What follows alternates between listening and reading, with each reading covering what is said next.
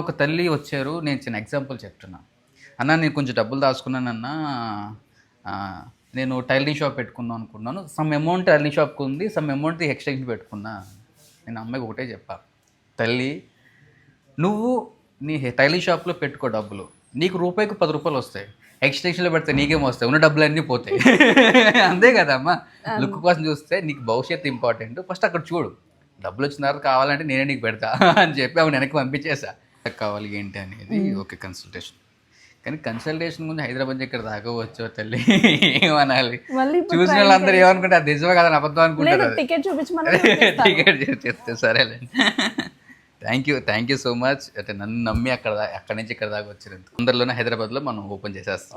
Branches రావాలి తప్పకుండా తల్లి. అంటే బ్రాంచెస్ ఇవ్వడమే మోటుగా పెట్టుకోలేదు తల్లి. నేను మంచి వర్క్ ఇవ్వడం అనేది మోటుగా పెట్టుకున్నా. బ్రాంచెస్ ఇవ్వాలి అనుకుంటే నేను చాలామంది ఫ్రాంచైజీలు అడుగుతున్నారు, ఇచ్చేసి వదిలేస్తే పోతుంది. బట్ అట్లా కాదు. నేను ఎంతవరకు నా క్యాపబిలిటీ ఎంత ఉందో అంతవరకు ఓపెన్ చేయాలి, తర్వాత చూద్దాం అన్న